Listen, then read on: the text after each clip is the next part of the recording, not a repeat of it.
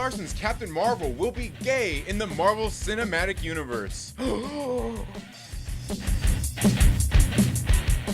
What's up, everybody? Trinity here. Welcome back to Second Street. Smash that like button and let's get right into today's video where I am going to be reading this article to you. In case you don't know, this is something I do not like doing. But before I get into that, I want to give a big shout out to the Gospel According to Mark with a C, who shared this out on Twitter. I went and I responded to it, and I even checked this article out, which I don't normally do with all of these clickbait websites and all of that stuff.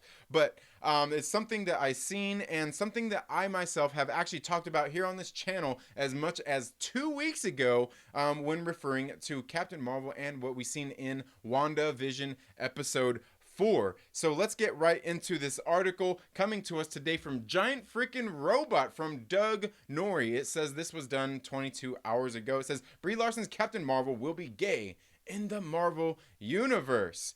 Brie Larson is quickly becoming one of the truly elite and recognizable talents in all of Hollywood. She is leading one of the industry's biggest franchises within a franchise and has gone from an art house name to a full-blown legit action star. It's amazing, a little bit surprising, and totally groundbreaking. And now she's set to do something we haven't seen yet in the comic book superhero world. Really? According to insider Daniel Rickman, Brie Larson's Captain Marvel will now be repositioned as an LGBT character in the Marvel Cinematic Universe. This news of Brie Larson having her Captain Marvel be a gay character isn't surprising and has been hinted at for a little bit now. Recently, there was a rumor that Marvel was actively planning for an openly gay character coming in this phase 4 of films, with some speculation it could be this move. Additionally, Brie Larson was reported to have been actively campaigning for an all-female cast of the next movie, which just seems silly. There's got to be men in it somewhere. That wouldn't, in and of itself, signaled this direction, but combined together began to make a little sense. That seems like some copy pasta there. It was a bunch of jumbled words. And finally, unrelated to this character announcement, Brie Larson had recently caused some talking when she hinted at being gay on her YouTube channel. When taken together, this news makes a lot of sense and is a very cool direction for the character. This will be one of the first Marvel Cinematic Universe openly gay characters, though it for sure won't be the last. But let's not forget about the other ones we've seen. There are already rumors of storylines in the upcoming Eternals, which have the characters of Phastos and Hercules, who are both gay in the comic book pages. That movie is due out in just about a week on February 12th. Now, that has me kind of questioning when this article was actually really made and posted, because this movie's Eternals is not coming out February 12th. Maybe February 12th of 2022, but it's actually scheduled for later this year. It says, and there are a number of other possibilities as well now that the X-Men are coming into the fold. Characters like Kitty Pryde, Mystique, and Psylocke are all openly gay in the comics. Now, this, in case you don't read the comics, this actually just came out about Kitty Pryde, 6 months ago. So that's actually a recent development, although they are kind of building it off some other things that had happened in the comic books. But Brie Larson continues to push forward her voice in the Marvel Cinematic Universe and clearly has a great deal of sway within the industry. And it goes on to talk about several different things in this article. Now, the one thing that I want to talk about here is, my friend Young Ripa 59. If you don't check out his channel, make sure you go check out his channel here on YouTube. He did a video last year, maybe a year and a half ago, called The Unique Shoehorn of Captain Marvel in the Marvel Cinematic Universe. And he went on for quite a while talking about how they brought Carol Danvers into the Marvel Cinematic Universe and the character of Captain Marvel. Now, if you're not familiar, in the comics, it was actually the original Captain Marvel was Mar-Vell. Now, Mar-Vell was a Kree soldier. He actually ended up coming to Earth and he came across a Dr. Walter Lawson who had died in a car crash. He looked similar, so he took on that name, took his badge,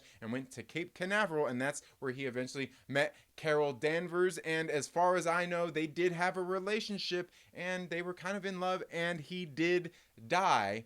Eventually, he had gotten exposed to this element that had caused him to have cancer, and he died of that cancer. He was the first Marvel character in the comics to die of cancer. And in the MCU, we see what they did was they completely took a lot of that, and they took a lot of liberties bringing in the Captain Marvel character. They completely scrapped Dr. Walter Lawson, replaced him with Wendy Lawson, who was played by Annette Bening, and we see that they didn't even give any kind of homage to Marvel, the original Marvel, Dr. Walter Lawson, and we see what they did with the character throughout the Captain Marvel film. And a lot of these things, like I said, you go check out Young Ripa59's video. He goes on at length about this. He is definitely more of an authority on this character than I am. I will totally admit that to you right now. But we've seen what they did in the Marvel Cinematic Universe with Carol Danvers, and this brings me to what we've seen in WandaVision Episode 4. This article that I just read to you is saying that they're going to go on to do that, but I believe it already happened in WandaVision Episode 4. Now, at the very beginning of WandaVision Episode 4, we see Monica Rambeau as she dusts back, right? She recontextualizes after Tony Stark had snapped everybody back. I guess actually that was technically Bruce Banner's snap, but she snapped, and she was there at the bedside where her mother was in the hospital, where she chases down, tries to find some information. A doctor sees her and tells Monica Rambeau that her mother had died 3 years earlier due to cancer.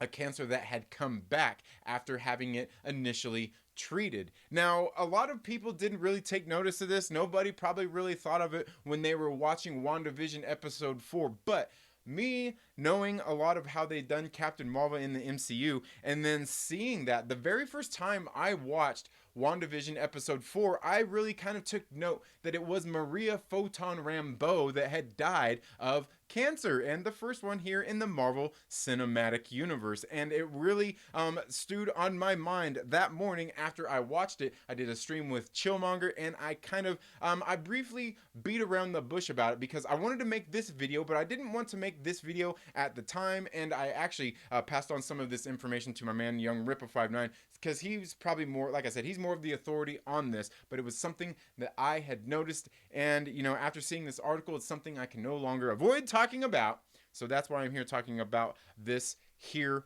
right now. Now, what happened in WandaVision kind of made me seem like that was it, because we actually even seen that in Episode 5, we seen Monica Rambeau actually kind of react when Jimmy Woo had actually mentioned the name of Captain Marvel. And it kind of really made me think about a lot of things, seeing the way that she reacted, seeing how Maria was actually the one that died from cancer, and it kind of made me think that maybe that's what we have established here in WandaVision Episode 4 was that relationship. Now, rewinding back a couple of years, like I said, I'm not a big authority on Captain Marvel, didn't know a whole lot about Captain Marvel going into the movie, but when we got out of the theater that first time seeing it, my friend that I had went with actually made mention, like, is Captain Marvel gay? Did they make her gay in there? Because it seemed like she was really close with Maria Rambeau.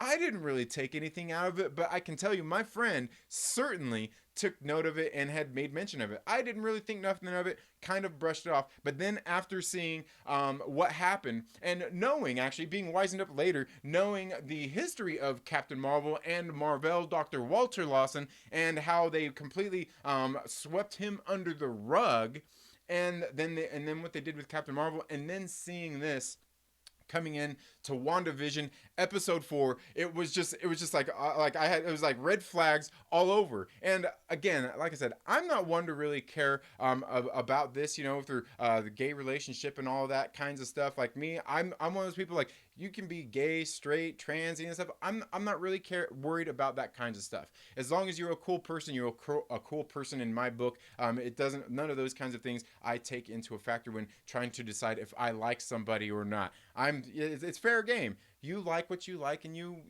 do what you want to do. It's your life. I'm not here to tell you how to live it or judge you for it. But I did see all these things, and it all kind of added up. I seen this article, and it kind of made it where I'm not able to avoid making this video anymore. Again, it's something that I kind of noticed, and maybe I should have done this video a little bit earlier. I could have beat this person in this article to this beat, because it's something that I noticed. But I want to know from you. Let me know down in the comments below. Do you think this is something that the MCU has once again done, changing storylines in the Marvel Cinematic Universe as they are translating these characters? Did they take too many liberties? Do you care? Like I said, I don't really care, but I want to know from you what you think about this article. What do you think about Carol Danvers and Captain Marvel in the Marvel Cinematic Universe? Is she gay?